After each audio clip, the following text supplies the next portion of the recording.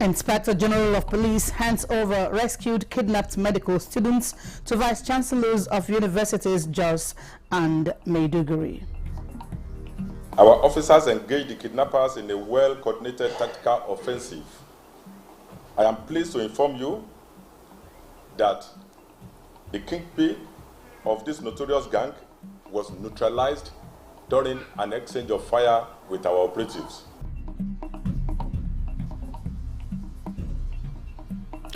Two police officers confirmed dead as extremists attack post in Abuja.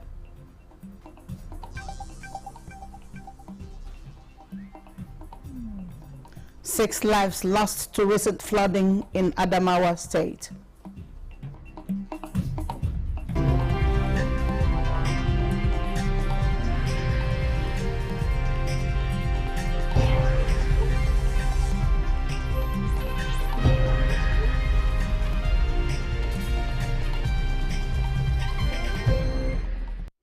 Hello and welcome to the news desk at 11 on Nta News 24. We're live in Abuja. I'm Nancy Godi Angunihu. The Nigeria Police Force has rescued 20 medical students and other kidnapped victims who have been in captivity for some time now. Francis Form reports that IGP Kayode Egbetokun handed over the students to the Vice Chancellors of the University of Jos and Maiduguri at the Louis Ede House in Abuja. Mr. President gave us a marching order. He told us that he wants his children back. And since then, we have not been sleeping. The successful rescue of these 27 individuals was achieved without the payment of any ransom. During the operation, our officers engaged the kidnappers in a well-coordinated tactical offensive. I am pleased to inform you that the kingpin of this notorious gang was neutralized during an exchange of fire with our operatives, while two other members of the gang were arrested. Representative of Benue State Governor, Vice Chancellors of Universities of Jos and Maiduguri, and representative of the kidnapped parents applauded President Bola Tinubu's intervention and swift response of the force and Office of the National Security Advisor. Our nation. Hope has returned. Hope is here. And I want to thank the gallant men that went after these people. The FCT Police Command has confirmed an attack by the proscribed Islamic movement of Nigeria, popularly known as the Shiite group, on some personnel of the Nigeria Police Force attached to FCT Command at Wuse Junction by the traffic light, where two police personnel were killed, leaving 3 unconscious in the hospital and police patrol vehicles set ablaze. Police Public Relations Officer SP Josephine Ade, who confirmed the incident, says the proscribed organization attacked the police checkpoint unprovoked, wielding machetes, improvised explosive devices and knives. He states that while several arrests have been effected, the Commissioner of Police, FCT, CP Bennett Igwe, condemns the attack, promising to bring those involved to book. The situation is, however, reported to have been brought under control and normalcy is now restored in the area. We'll bring you updates on the developments as they unfold. Meanwhile, Kogi State government condemns the unwarranted attack on Alhaji Murtala Yakubu Ajaka at the Supreme Courts, moments after the determination of the electoral litigations involving the governors of Kogi, Imo and Bayelsa states. In a statement, Governor Ahmed Usman Ododo of Kogi State described the conduct of the hoodlums as barbaric, uncivilized and a grave danger to the institution of justice. He urges Nigerians from all walks of life to eschew resort to self-help. He says he has implored the law enforcement agencies to fish out the perpetrators and make them to face the full wrath of the law to serve as a deterrent to others, as well as protect the integrity and safety of court environments across the country. The governor urged Nigerians to support the path of constitutionalism and unity, which are the core values of President Bola Tinubu's administration. We all must support his lofty policies and values for the progress and development of our dear nation, the governor said. Air component Operation Well Punch in response to the recent upsurge of terrorist activities targeting innocent civilians in Niger State have continued to attract and eliminate the terrorists responsible. A statement by the Director of Public Relations and Information, Air Vice Marshal Edward Backwet, states that intelligence report revealed that most of the terrorists responsible for recent attacks on civilians, abductions and cattle rustling within Shiroro local government area of Niger State were domiciled in Kaduna State. Consequently, the air component planned and executed an air interdiction mission on 21st August 2024 on the terrorist stronghold at Malum Forest, while battle damage assessment and feedback from local sources revealed several of the terrorists were eliminated as a result of the strike. Similar strikes were also conducted on terrorists' hideout at Bayan Brewer in Maradun local government area of Zamfara State, while the targets were then acquired and engaged in successive passes. In the Niger Delta region, patrols conducted by air component of Operation Delta Safe over Ohaji Ebema in Imo State and Degema and Carthorne Channel in River State revealed several illegal refining sites and overhead tanks which were effectively destroyed. In all, over 25 illegal sites were destroyed. Flooding has killed 6 people and displaced over 14,000 others as a result of heavy downpour in some communities of Madagali local government area of Adamawa State. Governor Ahmad Umaru Fintiri has since visited the affected communities where he commiserated with the victims and promised immediate support to them. Yusuf Jika reports. 11 communities in Madagali local government area of Adamawa State were affected by the flooding because of the heavy downpour, which claimed 6 lives, displacing over 14,000 people, as well as destroyed farmlands, houses, and other valuables. A bridge in Shua linking Adamawa to neighboring Borno State was also collapsed due to the flooding, thereby halting movement of goods and services within the areas. My people are already in trouble. They are in trauma, because the devastation is so much, so high, to the extent that over 2,000 houses have been demolished, washed away. Governor Ahmadu Umaru Fintiri, who visited the affected communities to commiserate with the victims, promised necessary government support to ameliorate their situation. He expressed concern over the collapsed bridges and culverts along Michika, Madagali to Gwaza in Borno State, saying government will do everything possible to reconstruct them for the better. These are recent happenings that we saw on the road, and the way we attended to others, we will attend to this one, because our people must remain comfortable. This is a responsible government, and we will continue to serve our people. In Yola, Yusuf Jika, Nta News. Kebbi State government has commenced distribution of relief materials and funds to victims of the recent flooding in the state. This is to ensure that victims don't stay long in the various camps and to avoid other health consequences. Correspondent Abdul Jalil Mohammed Bawa reports. The Kebbi State government, in preparation for the rainy season, coupled with the heavy downpour signal from NIMET, had embarked on sensitization at various local levels, cleared drainages and constructed wider water channels for easy flow of water. Despite these efforts, water, as they say, will always find its levels as it ravaged many communities. These did not only displace them, but their means of livelihoods. We did our best to prevent the water from reaching our homes, but eventually it was beyond our control. The Kebbi State government, through its Emergency Management Agency, SEMA, has commenced distribution of food and relief materials to provide temporary comfort. These include mattresses, buckets, blankets, wrappers, and foodwares, among others. We thank God for this support from the government. May God bless them. I took about 100 million naira to Kokobesi and Shanga local governments, 50 million to Jega local government, 50 million to Argungu local government. So we have a great leeway from the governor. The State Emergency Management Agency also debunked the rumor that the administration of Governor Nasir Idris was not proactive to the plight of the victims of flooding. We have a great leeway from the governor.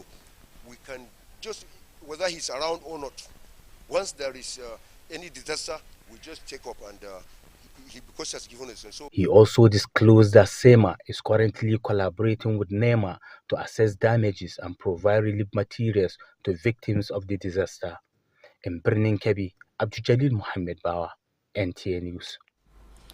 Federal government is supporting victims of flood across the country as Nasarawa State government received 3 billion naira to mitigate impact of the disaster in the state.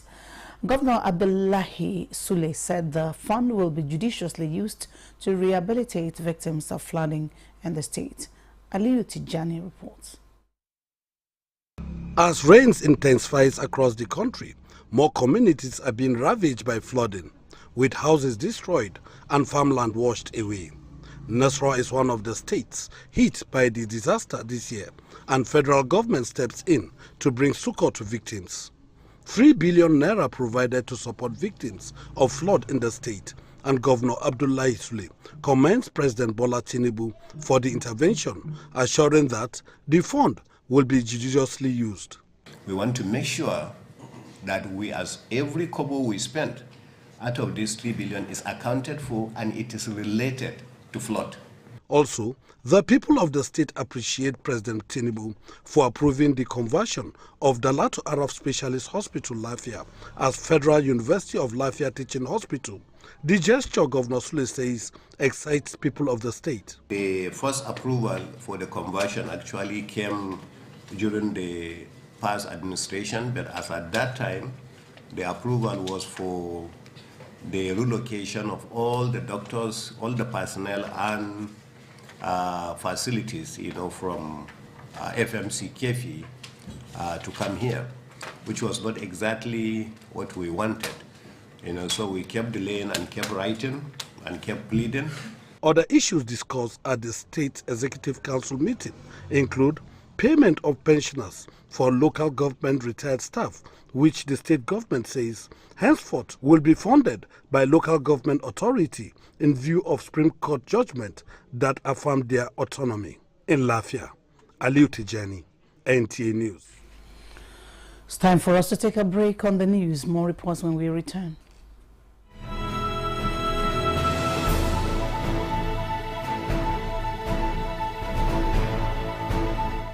From the creeks of the Niger Delta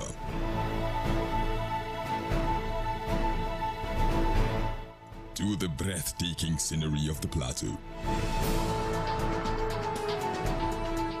in noonday and nighttime, we set out to bring to you captivating stories that evoke your emotions. For fascinating documentaries and reports on day-to-day issues with expert analysis, tune in to Nta News24, DSTV channel 419, GoTV channel 26, StarTimes channel 101 and 433, and Free TV channel 703.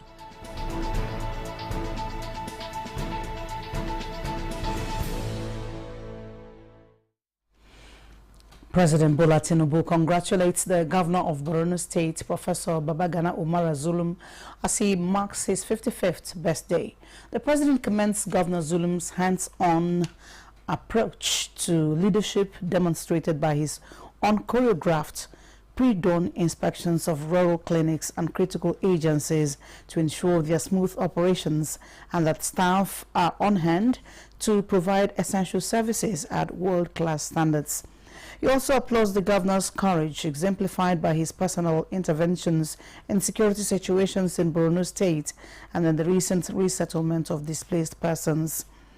The president appreciates Professor Zulum for providing unifying leadership epitomized by his efforts towards ensuring the welfare of citizens from other parts of the country and in the promotion of Nigerians. The president wishes him many more years in good health and renewed strength in his service to the nation. And the Nigeria's First Lady Oluremi Tinubu congratulates newly sworn-in Acting Chief Justice of Nigeria, Justice Kudirat Kekere-Ekun, rejoicing with the new CJN on behalf of every Nigerian girl and woman. The First Lady in a statement says Justice Kekere-Ekun is an example that depicts the power of education, hard work and consistency at a time when many youth feel they do not have worthy role models. Her swearing in, the First Lady adds, exemplifies that each girl and woman can aspire to get to the pinnacle of their chosen career, but with dedication, hard work and integrity. She prays that the tenure of the new CJN be marked by continued success, innovation and the advancement of justice for all. Unity and steadfastness in the worship of God are virtues that propel progress for any community. Pastors of the Redeemed Christian Church of God Provincial Headquarters, One Man Village, Nasarawa State, gave this message as testimonies at the church end of the year calendar. Joseph Hussain reports. From various Redeemed Christian Church of God, Nasarawa State Province 3, these pastors, accompanied by their spouses, converge on the provincial headquarters.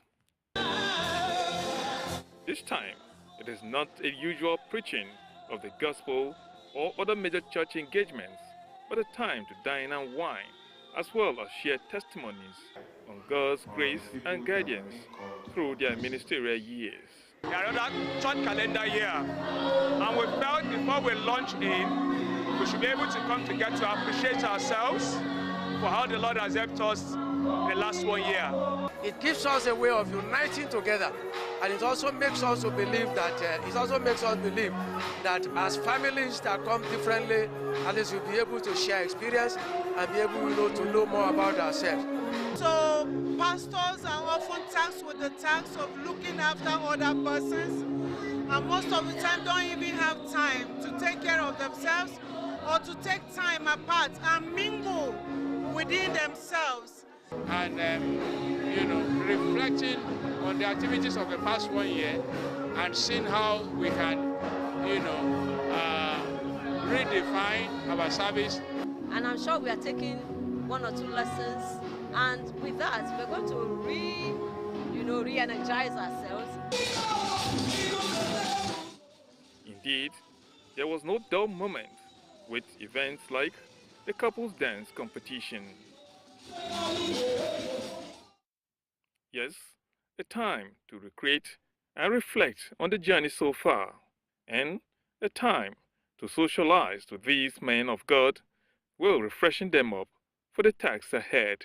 My mouth can testify. From Nasarawa, Joseph Hussain, NTA News. As the Southern African Development Community SADC celebrates its 2024 anniversary in Abuja, Suleiman Abdul Wahab reports that the theme of the celebration is fostering sustainable development, peace and security in the African region. African Development Committee, SADC, which comprises 17 member states, including South Africa, Angola, Botswana, Democratic Republic of Congo, Madagascar and others, converged on Abuja to restate their commitment to sustainable peace and security in the region, while acknowledging the significant progress made so far in promoting economic growth, social justice and human development. It was a good day for us because we receive many guests here, our brothers, our sisters, and we are very happy to share this moment with them.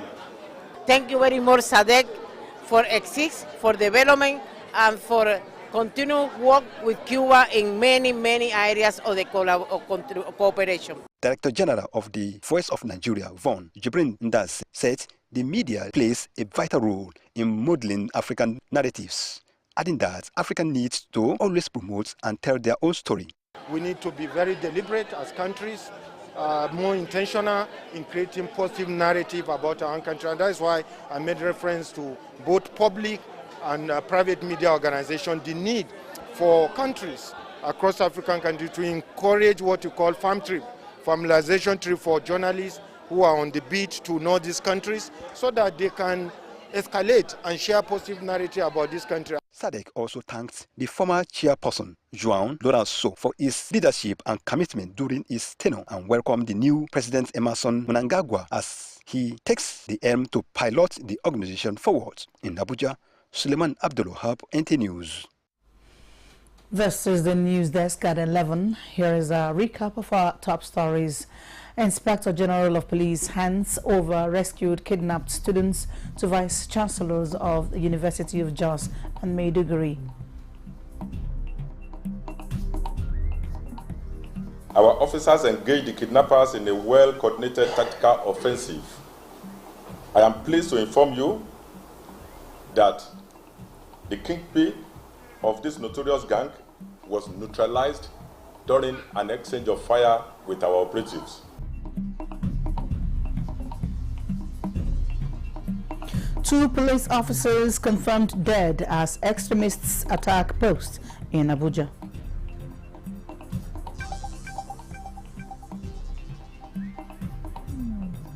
Six lives lost to recent flooding in Adamawa State.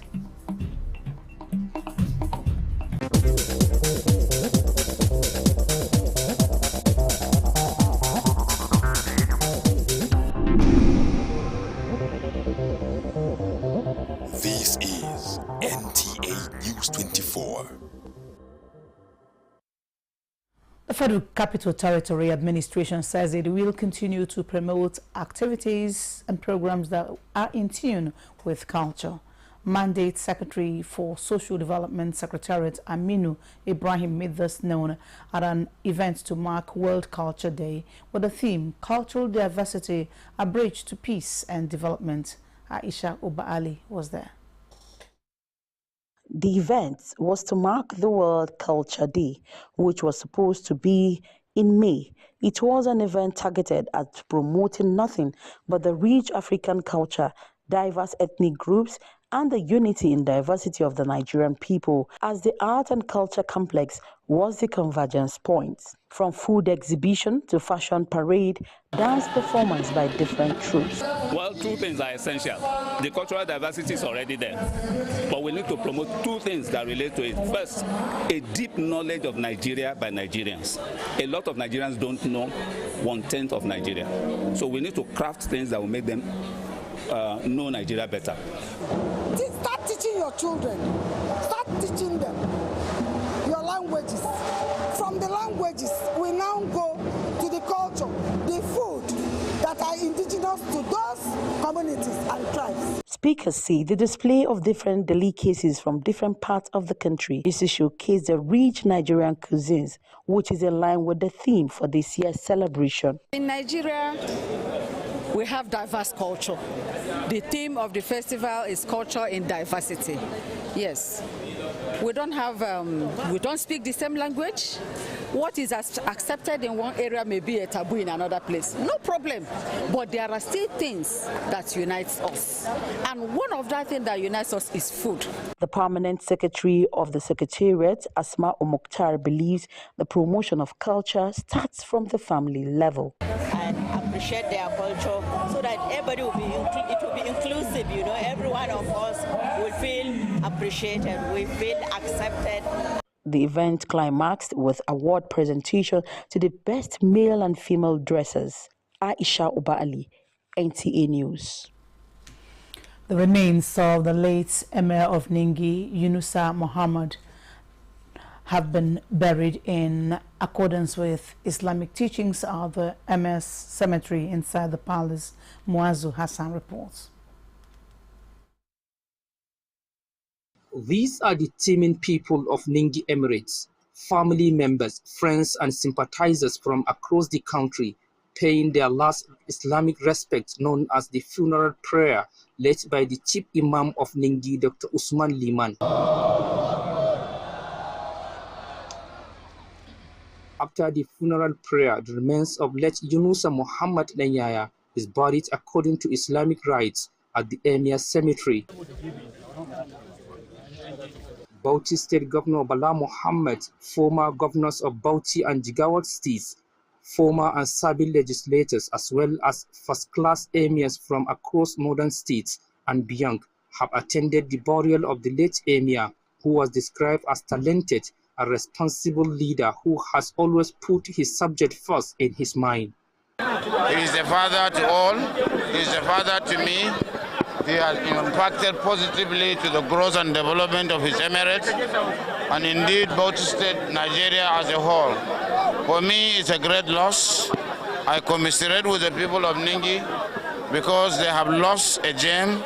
They have lost a father who really distinguished himself as a lover of the people, who had always come to any government in Bauchi to remind us of the needs, developmental needs of Ningi.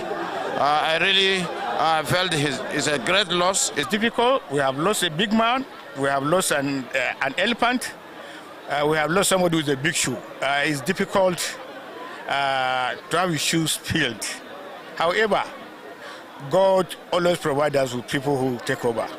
Our prayer is that the next emir of Ningi should be able to copy him. Late emir of Ningi, Yunusa Muhammad Danyaya, died at the age of 88 at a hospital in Kano after protracted illness. He survived by 4 wives, 25 children, and more than 100 grandchildren. In Bauchi, Muaz Hassan, Nta News. And that's the news at desk at 11 on Nta News 24. Thank you for watching. I'm Nancy. Good evening. Bye.